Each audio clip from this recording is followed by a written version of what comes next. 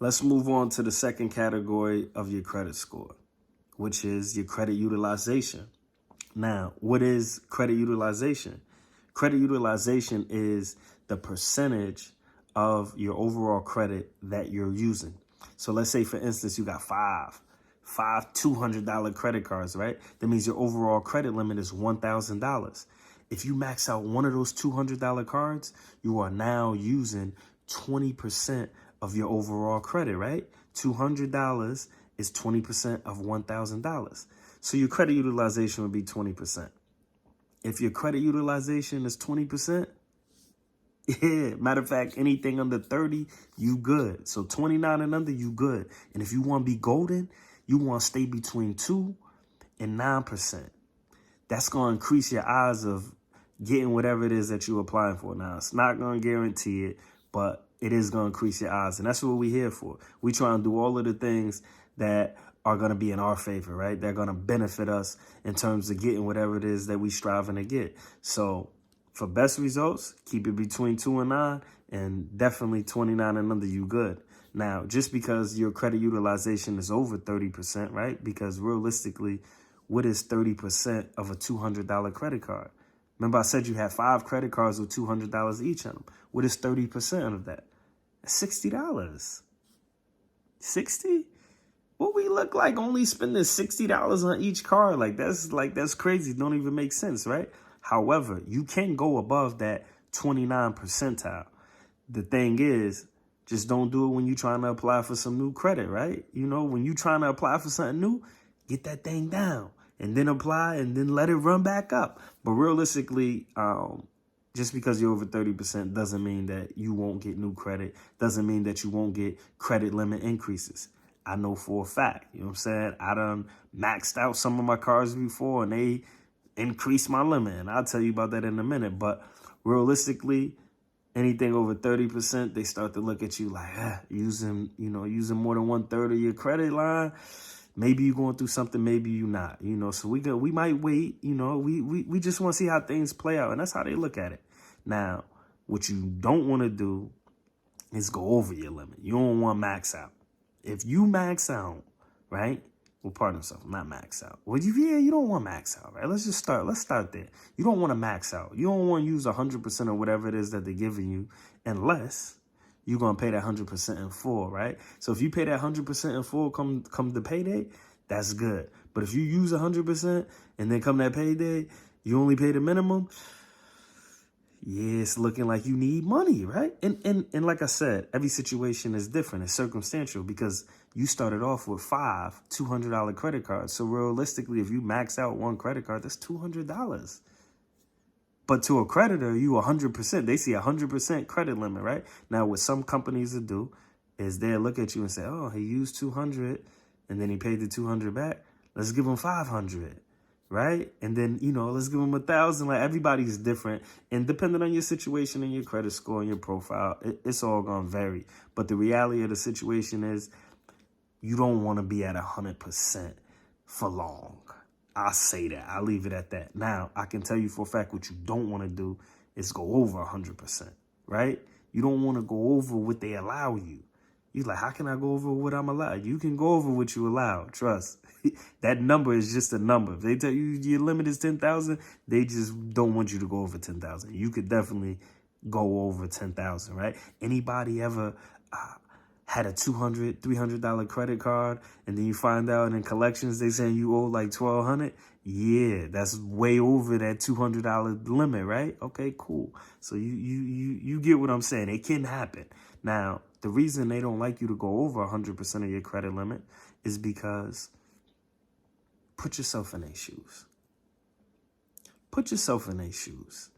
If your kid came to you, or your little cousin, you might not got no kids, little cousin, and they said, hey, I want $100. I want to buy X, Y, and Z. And you like, yo, go in the drawer and grab the hundo. Go grab the $100 bill. Go grab the Benji. You know what I'm saying? Go get it.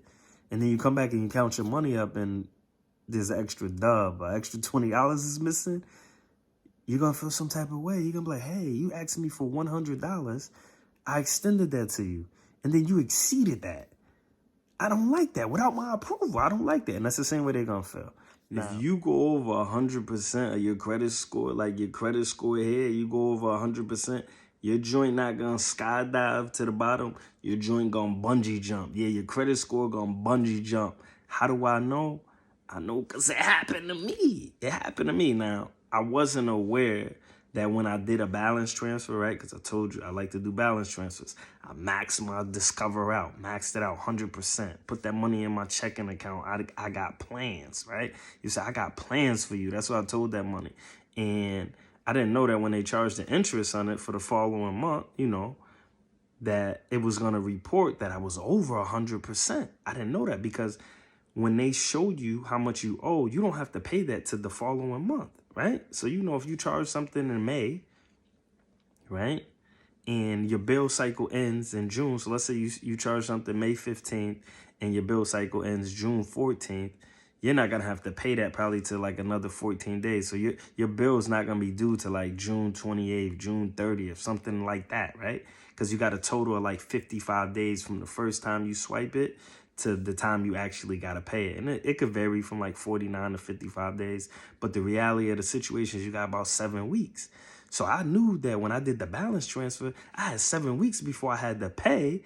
And, they would charge me a late fee or some things of that nature, right? I would be in terms of with the credit, like the call, in good standing as long as I paid by the 7 weeks.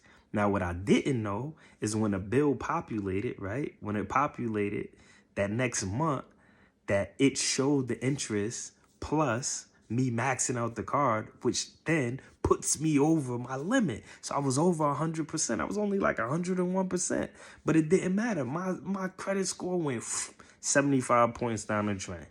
75 down the drain. So of course I got to wait a whole nother month after I actually pay it, right? So after the 7 weeks, I got to wait another month before it reports, right? And, I had to deal with that for a month or two. But the reality of the situation is my credit score started creeping back up once I was able to, pay that down under 100%, still like at 96%, because I'm using the money. They allowed me to transfer the money into my checking account. And I'm telling you, there's really nothing wrong with going over that 30% or even using 100%. Because in all essence, if you're not trying to establish new credit, if you're not trying to apply for a car loan or a mortgage, or if you're not trying to get another credit card or a personal loan, it really doesn't matter how much of your credit you're using. It only matters how much of your credit you're using when you're trying to get more credit. Yeah, so I stay maxing my cards out. I'm not going to lie to you. I told you, every time they offer me a balance transfer and I can put the money in my checking account, or I can take the balance from another credit card and pay less interest over here, or pay no interest, which is really what I specialize in, I'm going to do it. I'm going to do it every time. Like my Discover card, I'm telling you, I told y'all, I max it out 3, 4, every time they offer me something and it makes sense for me. Remember, this game is all about doing what makes sense for you. You're trying to use credit, right? You're trying to use these financial institutions to further yourself, because that's what they're trying to do from you, right? That's why they charging you late fees. That's why they charging you interest. So this is what we doing. We playing the game too.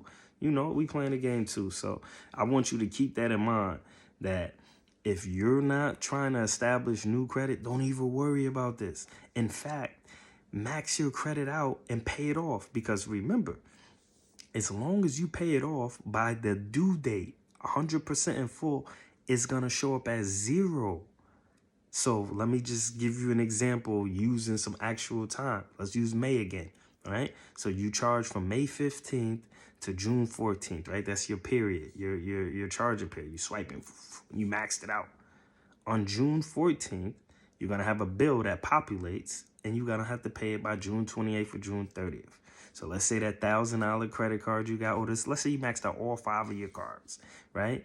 And you got to pay them off by June 28th. As long as you pay them by June 28th, when they report again, probably like on, July 1st, maybe 3 or 4 days, it might be up to a week after your due date. When they report, it's going to show that you don't owe them no money.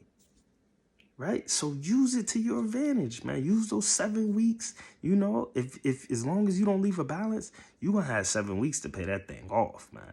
If you swipe it from the first day. And I'm gonna do another video showing how to actually like get 7 weeks in between your credit cards, right? So you don't have to pay, give you some extra time, you know, to make that money work for you. And that's pretty much what the credit utilization is. It is a big part of your score, but I mean, your credit score only matters when you're trying to actually get more credit. Other than that, you good.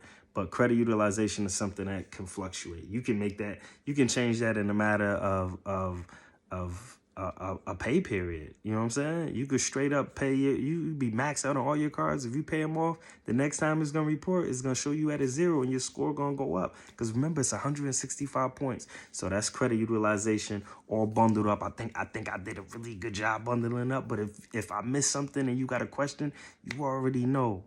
Hit me up and I'm gonna help you out as best I can.